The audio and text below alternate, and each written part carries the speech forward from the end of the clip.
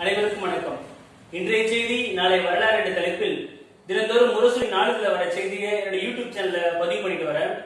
அதன் தொடர்ச்சியாக இன்னைக்கு ஞாயிற்றுக்கிழமை 30 ஆகஸ்ட் 2020 முரசொலி நாளிதழில் என்ன செய்தி வந்திருக்குன்னு இப்ப நம்ம பார்க்கலாம்.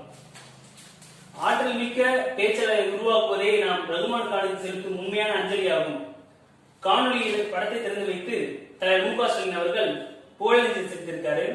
அதாவது மறைந்த முன்னாள் அமைச்சர் ரகுமான் கான் அவருடைய திருவுருவப்படத்தை திறந்து வைத்து ஆற்றல் மிக்க பேச்சாளர் உருவாக்குவதே நம்முடைய லட்சியம் என தலைவர் மு.க. ஸ்டாலின் அவர்கள் புகழஞ்சலி செலுத்தியிருக்காரு.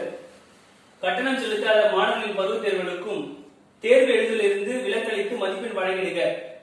அதாவது முன்னாடி நம்முடைய கழகத்தில் மு.க. ஸ்டாலின் அவர்கள் அரியர் எக்ஸாம் எழுதினவங்க ஃபீஸ் கட்டியிருந்தா இந்த கொரோனா காலத்துல அவங்க எல்லாரும் பாஸ் பண்ண வச்சு தமிழக முதல்வர் எப்படி உத்தரவிட்டாரோ அதே போல அந்த அரியருக்கு அவங்க ஃபீஸ் கட்டாம இருந்தாலே அவங்களுக்கு அந்த எக்ஸாமுக்கும் மதிப்பெண் வழங்கிடுங்க தலைவர் மு.க. ஸ்டாலின் அவர்கள் வலியுறுத்தியிருக்காரு. பொது வாழ்வில் தனி முத்திரை பதித்தவர், மக்கள் பணியை மகேசன் பணி என பாடுபட்டவர் வசந்தகுமார் எம்பி என அவருடைய மறைவுக்கு கழக தலைவர் மு.க. ஸ்டாலின் இரங்கல் தெரிவிச்சிருக்காரு. பாஜக மாநில நிர்வாகிகள் கழகத்தில் இணைந்தனர். தலைவர் மு.க. ஸ்டாலின் முன்னிலையில் அமமுகவை சேர்ந்தவர்களும் திமுக இணைந்த செய்தி பக்கம் 2 வெளிவந்திருக்கு. 1953 அதாவது படிப்படியாய் அளந்து எடுத்து வளர்ந்து வரும் தலைவர் மு.க. ஸ்டாலின் தலைப்புல ஒரு புகைப்படம் வந்திருக்கு. அதாவது 1953 கலைஞர் தயாளம்மாளுக்கு 3வது மகனாக மார்ச் 1 பிறகுறாரு. 1967 தன்னுடைய 14 வயசுல அரசியல் நுழைந்து திராவிட முன்னேற்ற கழகத்துக்காக பிரச்சாரம் செஞ்சவர். 1976 நெருக்கடி மிசா காலத்தில் கைதியாகி அடிமைப்பட்டு 1984 இளைஞரணி செயலராக பதவியேற்கிறாரு. 1989 1000 விலக்கு சட்டமன்ற தொகுதி உறுப்பினராக தேர்வு செய்யப்பட்டாரு.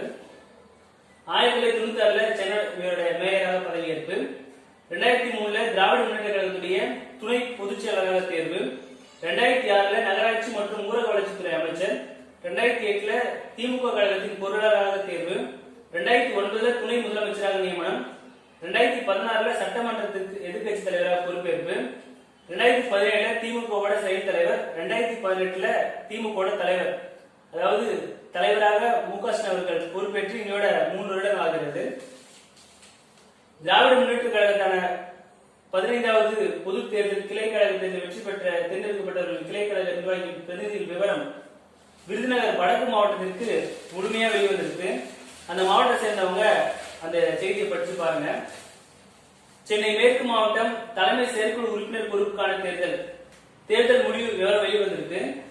அதாவது சென்னை மேற்கு மாவட்டம் தலைமை செயற்குழு உறுப்பினர்களாக M.K. மோகன் எம்எல்ஏ அவர்களும் V.N. ராஜன் அவர்களும் செயற்குழு உறுப்பினராக தேர்ந்தெடுக்கப்பட்டிருக்காங்க. தனக்கான உயரத்தை தானே உருவாக்கி கொண்டவர் ஸ்டாலின். கலைஞர் போல் உழைத்து தனக்கான உயரத்தை தானே உருவாக்கி கொண்டவர் ஸ்டாலின் என விவேக் கடநாத் என்பவர் ஒரு கட்டுரை எழுதியிருக்காரு. இன்னைக்கு முரசொலி சில நினைவுகள் தொடர்ந்து 18வது நாளாக தொடர் கட்டுரை வெளிவந்திருக்கு. அப்புறம் கடைசியா பாஜக சேர்ந்தவங்களும் அமமுக சேர்ந்தவங்களும் திமுக இணைந்த புகைப்படம் வந்திருக்கு. இன்னைக்கு முரசொலி மொத்தம் 6 பக்கம் மற்றும் விருதுநகர் வடக்கு மாவட்டத்துக்கான தேர்வாளர்கள் விவரம் வந்திருக்கு. இன்னையோட முரசொலி முடியுது. நாளைக்கு என்ன முரசொலி வந்திருக்குன்னு நாளைக்கு பார்க்கலாம். நன்றி, வணக்கம்.